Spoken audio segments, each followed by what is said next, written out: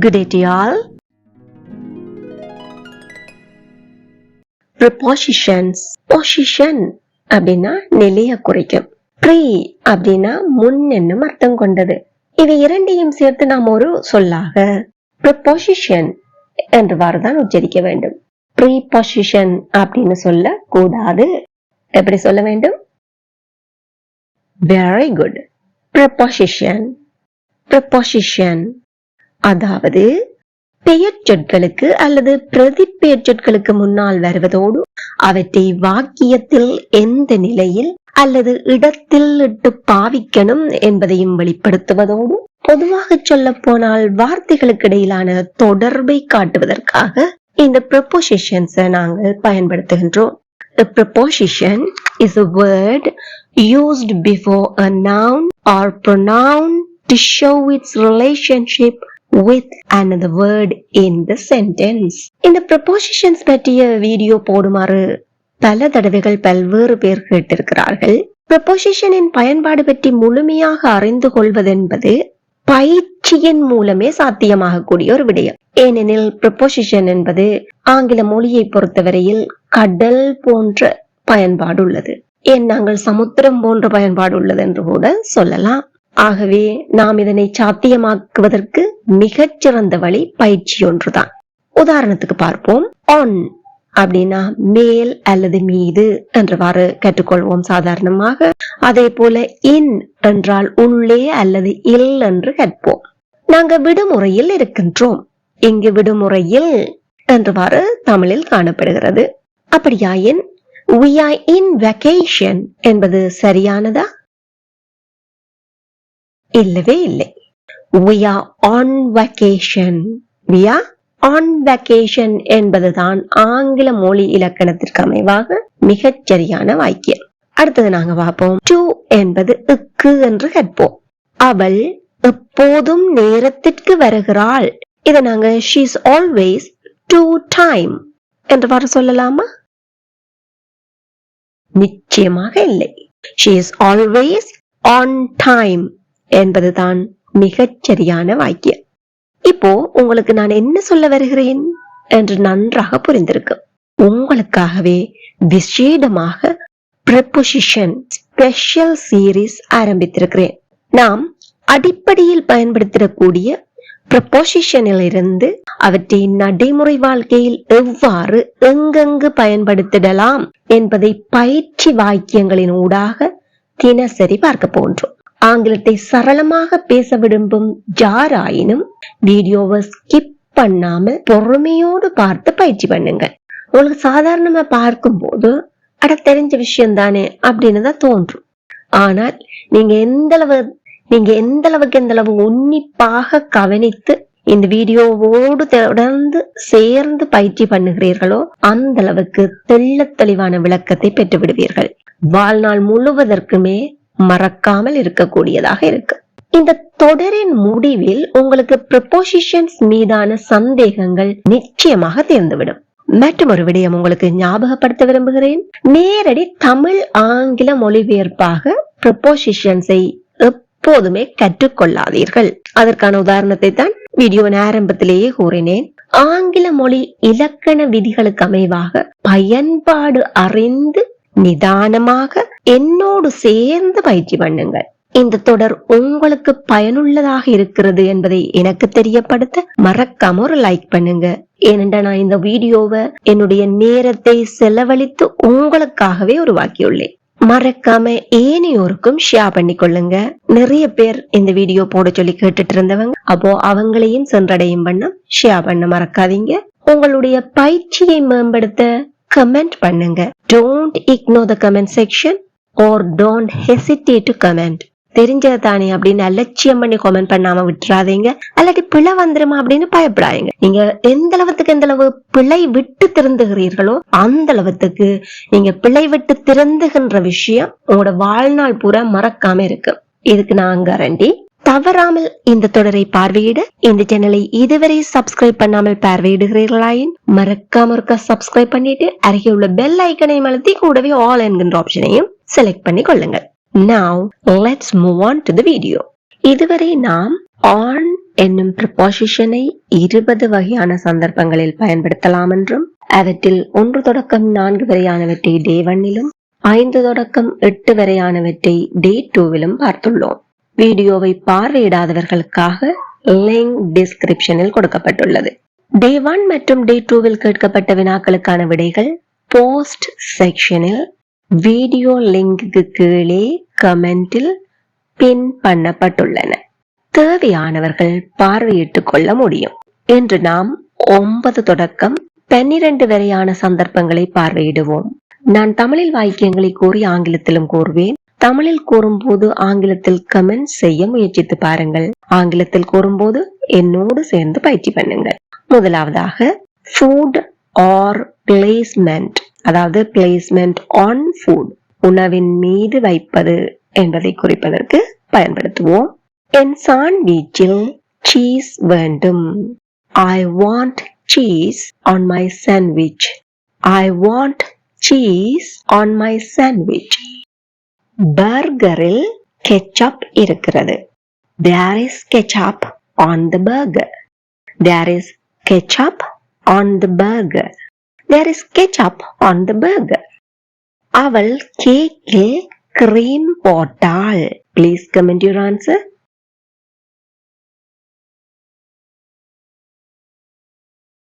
Well done. Salad மீது அல்லது சலாடில் சிறிது மிளகு சேர்க்கவும். Add some pepper on the salad. Add some pepper on the salad.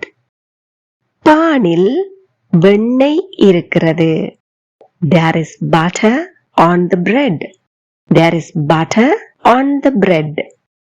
Our பீட்சாவில் சாஸை சிந்தினார். He spilled sauce on the pizza. He spilled sauce on the pizza.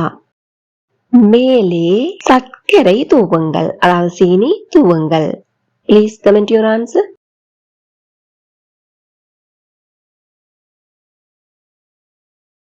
Splendid.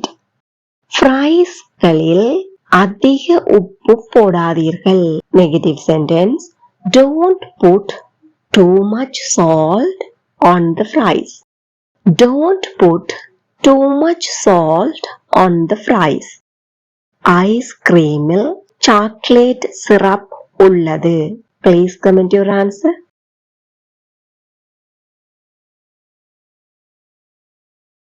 Superb. என் டோஸ்டில் தேன் எனக்கு பிடிக்கும். அதாவது டோஸ்ட்ல தேன் போட்டு சாப்பிடுறது பிடிக்கும் அப்படின்னு சொல்ல போறோம். I love honey on my toast. எங்கூட சேர்ந்து சொல்லி பாருங்க. I love honey on my toast. அடுத்து நாங்க responsibility or burden, அதாவது பொறுப்பு அல்லது எங்களுக்கான சுமை என்பவற்றை பார்க்க போன்றோம். இந்த பணி உங்களை சார்ந்தது, உங்கள் மீது உள்ளது. The task is on you. The task is on you. குற்றம் அவர் மீதே உள்ளது, அதாவது குற்றத்திற்கான பொறுப்பாளி அவரே. The blame is on him. The blame is on him. இதை சரி செய்வது எனது பொறுப்பு. It is on me to fix this. எங்கூட சேர்ந்து சொல்லி பாருங்க. It's on me to fix this. ரொம்ப இலவர்க்கா மறக்காம ஒரு லைக் பண்ணிடுங்க. தவறை பிறர் மீது போடாதீர்கள். சிலருக்கு ஒரு பழக்கம் இருக்கு, தப்பு தாங்க செய்வாங்க, ஆனா அது தவறென்று வெளிவரும் போது மற்றவர்கள் மீது சாட்டி விடுவார்கள். அப்போ நாங்க என்ன சொல்கின்றோம்? தவறை பிறர் மீது போடாதீர்கள். Don't put the fault on others. Don't put the fault on others. இப்போது உங்களுக்கு ஃபால்ட்டுக்கு பதிலாக மிஸ்டேக் என்பதை நாம் பயன்படுத்தி இருக்க கூடாதா என்கின்ற சந்தேகம் வருமாயின் உங்களுக்காகவே ஃபால்ட் வெர்சஸ் மிஸ்டேக் என்கின்ற ஒரு ஷார்ட்ஸ் ஏற்கனவே வெளியிட்டுள்ளே. அதற்கான லிங்க் டிஸ்கிரிப்ஷனில் கொடுக்கின்றேன், பார்வையிட்டுக் கொள்ளுங்கள். முடிவு மேனேஜரின் கையில் தங்கியுள்ளது. அப்போ முடிவுக்கு பொறுப்பானவர் manager. The decision is on the manager. The decision is on the manager.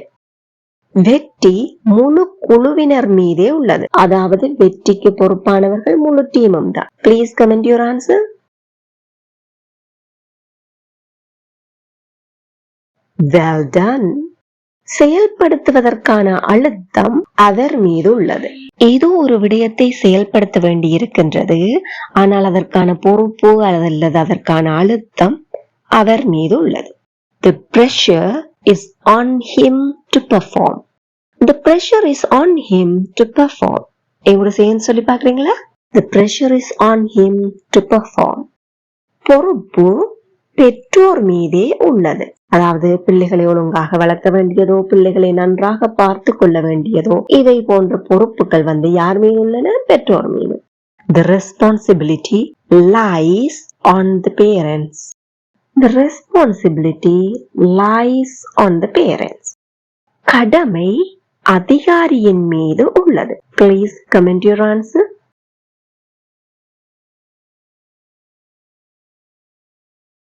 Very good. எல்லாவற்றையும் உங்கள் மீது ஏற்றுக்கொள்ளாதீர்கள். எதிர்மறை வாக்கியத்தை சொல்கின்றோம். Don't take everything on yourself. இங்கு உங்கள் மீது என்னும் போது மரியாதை நிமித்தம் தான் உங்கள் மீது என்கின்றோம். ஒருவரை சுட்டிக்காட்டி சொல்வதால் தான் yourself என்பது பயன்படுத்தியுள்ளோம். இதுவே தன்மையாயின் yourselves என்றவாறு பயன்படுத்தி இருக்க வேண்டும். மறுமுறை ஒருக்கா சொல்லி பார்ப்போமா? Don't take everything on yourself. அடுத்து நாங்க பார்ப்போம் expression or reaction, அதாவது உணர்வுகள் மற்றும் செயற்பாடுகளை பார்ப்போம். செய்தியை கேட்டு அவள் புன்னகைத்தாள். She smiled on hearing the news. She smiled on hearing the news. முடிவை பார்த்து அவர் அழுதார். Try to comment your answer. Wonderful. நகைச்சுவையை பார்த்து அவள் சிரித்தாள். She laughed on watching the comedy. She laughed on watching the comedy. அவர் உந்துதலின் பெயரில் செயற்பட்டார். He reacted on impulse. He reacted on impulse. அதாவது தான நினைச்சு செய்யல, ஏதோ ஒரு பின்னுந்துதலின் பெயரில் செயற்பட்டார். He reacted on impulse.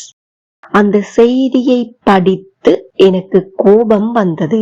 I got angry on reading that message. எங்கூட சேர்ந்து சொல்லி பாருங்க. I got angry on reading that message. பாடலை கேட்டு அவள் கைதட்டினாள். Please comment your answer.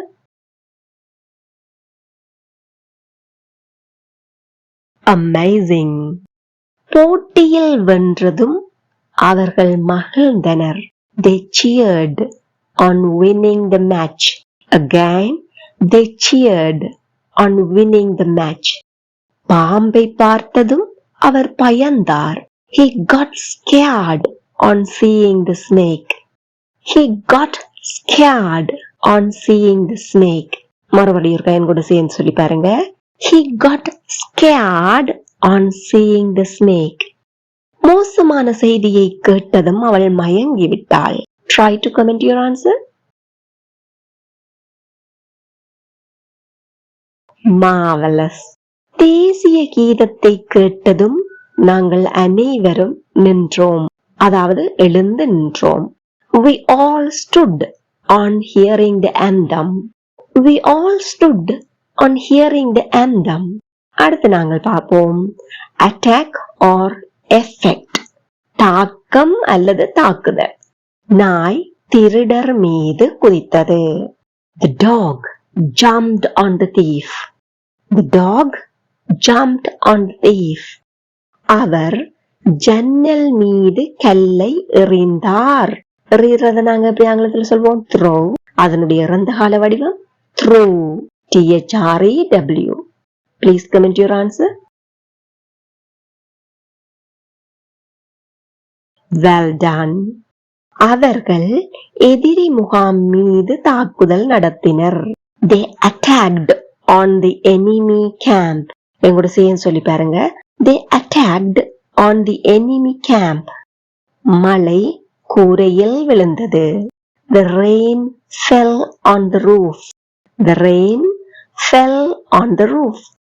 அவர் எனது தலையில் அடித்தார். Please comment your answer. Wow, Great. தாக்கத்தின் போது குண்டு வெடித்தது. The bomb exploded on impact. The bomb exploded on impact. தீ காட்டில் பரவியது. காட்டில் என்பதனால் நாம் எந்த ஃபாரஸ்ட் அப்படி சொல்லலாமா? நிச்சயமா இல்ல. வாங்க சொல்லி பார்ப்போம். The fire spread on the forest.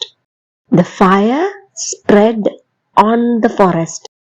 அவள் ஆவணத்தின் மீது காப்பியை சிந்தினாள். She spilled coffee on the document. She spilled coffee on the document. பூச்சி எனது கையின் மீது கடித்தது. கையில கடித்தது.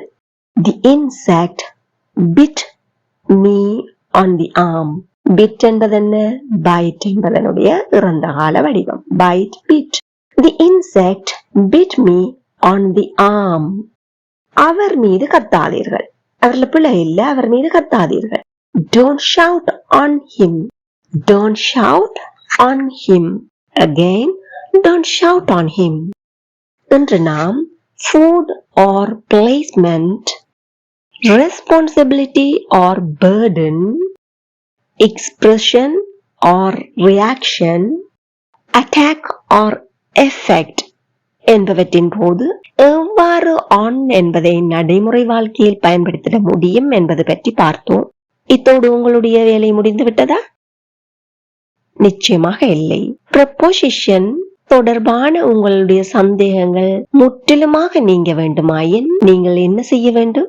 இந்த வீடியோவை மறுமுறை ஒரு கால் பாருங்கள். அத்தோடு நடைமுறை வாழ்க்கையில் பேசிடக்கூடிய மேலும் பற்பல உதாரணங்களை சிந்தித்து பாருங்கள். ஆங்கிலத்தில் எழுதி பாருங்கள். பேசி பழகுங்கள். மறக்காம கமெண்ட் பண்ணுங்க. Then it will be helpful for other viewers, and if you have any doubts or mistakes, definitely I will help you. இந்த வீடியோ உங்களுக்கு ரொம்பவே பயனுள்ளதாக இருந்திருக்கு என நம்புகிறேன். மறக்காம ஒரு லைக் பண்ணிட்டு முடிந்தவரை அனைவருடனும் ஷேர் பண்ணிக்கொள்ளுங்க. இந்த தொடரை முழுமையாக பார்வையிட்டுக் கொள்வதற்கு இதுவரை சப்ஸ்கிரைப் பண்ணி இருக்காவிடில் இப்பவே சப்ஸ்கிரைப் பண்ணி அருகே உள்ள பெல் ஐக்கனையும் அழுத்தி கூடவே ஆல் என்கின்ற ஆப்ஷனையும் select பண்ணிக்கொள்ளுங்கள். Let's meet on day 3 video of this preposition special series. Thank you for watching.